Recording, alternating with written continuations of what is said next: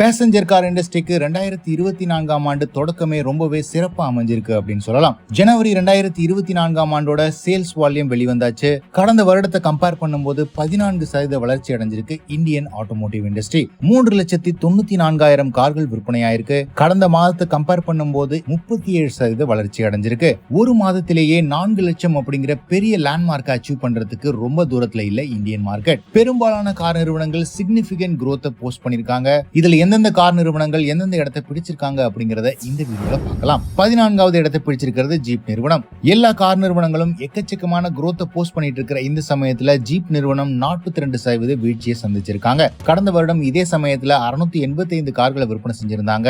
அவங்களுடைய jeep compass, meridian போன்ற கார்களுடைய sales வால்யூம்ல எந்த விதமான பெரிய இம்ப்ரூவ்மெண்ட்டும் இல்ல. இதே நிலைமை தான் 13வது இடத்தை பிடிச்சிருக்கிற சிட்ரோயின் நிறுவனத்துக்கும் அமைஞ்சிருக்கு. 650 கார்களை விற்பனை செஞ்சிருக்காங்க ஜனவரி 2024ஆம் ஆண்டு. கடந்த வருடம் இதே சமயத்துல 804 கார்களை விற்பனை செஞ்சிருந்தாங்க.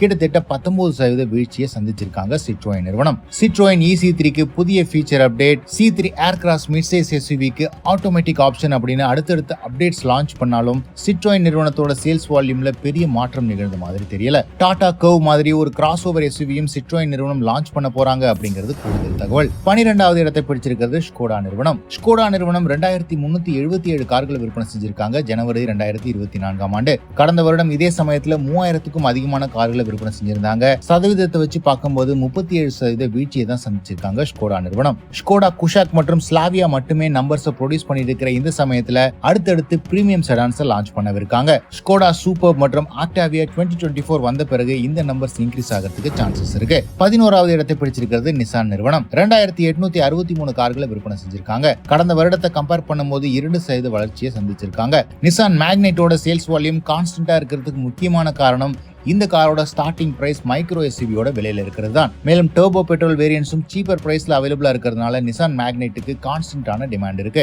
10வது இடத்தை பிடிச்சிருக்கிறது Volkswagen நிறுவனம். ஸ்கோடா நிறுவனம் மாதிரி இல்லாம ஓரளவுக்கு அதிக நம்பர்ஸ் ப்ரொடியூஸ் பண்றாங்க. 3267 கார்களை விற்பனை செஞ்சிருக்காங்க. Virtus GT போன்ற கார்களுக்கு தனி ஃபேன் ஃபாலோயிங் இருக்கு. மேலும் டைகூனுக்கும் டீசென்டான டிமாண்ட் இருக்கு. கடந்த வருடத்தை கம்பேர் பண்ணும்போது 12% வளர்ச்சியை சந்திச்சிருக்காங்க. ஃபிட் அண்ட் ஃபினிஷும் ஸ்கோடா நிறுவனத்தை கம்பேர் பண்ணும்போது Volkswagen கார்கள்ல நல்லா இருக்கு. 9வது இடத்தை பிடிச்சிருக்கிறது MG நிறுவனம். 3825 கார்களை விற்பனை செஞ்சிருக்காங்க. கடந்த வருடம் இதே சமயத்துல 4000 கார்கள் விற்பனை செஞ்சிருந்தாங்க. கிட்டத்தட்ட 7% வீழ்ச்சியை சந்திச்சிருக்காங்க.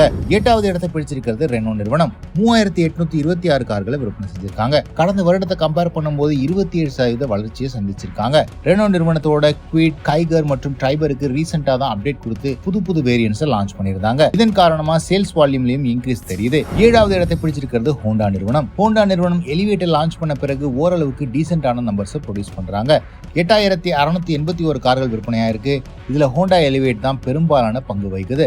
கடந்த வருடத்தை கம்பேர் பண்ணும்போது 11% வளர்ச்சியை சந்திச்சிருக்காங்க ஹோண்டா நிறுவனம். 6வது இடத்தை பிடிச்சிருக்கிறது டொயோட்டா நிறுவனம். இந்த ஒட்டுமொத்த லிஸ்ட்லயே அசுர வளர்ச்சி அடைஞ்சிருக்கிறது அப்படின்னு பார்த்தா டொயோட்டா நிறுவனத்தை சொல்லலாம். 23,197 கார்களை விற்பனை செஞ்சிருக்காங்க. கடந்த வருடத்தை கம்பேர் பண்ணும்போது 82% வளர்ச்சியை சந்திச்சிருக்காங்க. வெறும் 12,000 கார்கள் மட்டுமே விற்பனை செஞ்சுட்டு இருந்தவங்க இன்னைக்கு 23,000 கார்கள் விற்பனை செய்யறாங்க. இதற்கு முக்கியமான காரணம் மாருதியோட பார்ட்னர்ஷிப்ல ஹைரைடர், கிளான்சா மற்றும் ரூமியான் அப்படின்னு காமனான ப்ராடக்ட்ஸையும் நிறைய விற்பனை செய்யறாங்க. 5வது இடத்தை பிடிச்சிருக்கிறது கியா நிறுவனம்.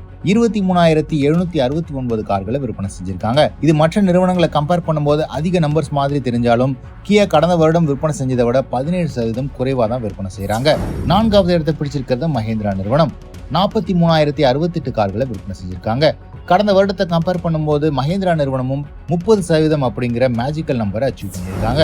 3வது இடத்தை பிடிச்சிருக்கிறது டாடா மோட்டார்ஸ். டாடா மோட்டார்ஸ் கான்ஸ்டன்டா 50,000 கார்களுக்கு மேல விற்பனை செய்யறாங்க. கடந்த மாதமும் 53,000 கார்கள் விற்பனை செஞ்சிருக்காங்க. இது கடந்த வருடத்தை கம்பேர் பண்ணும்போது 11% வளர்ச்சியாகும். 2வது இடத்தை பிடிச்சிருக்கிறது ஹியூண்டே நிறுவனம்.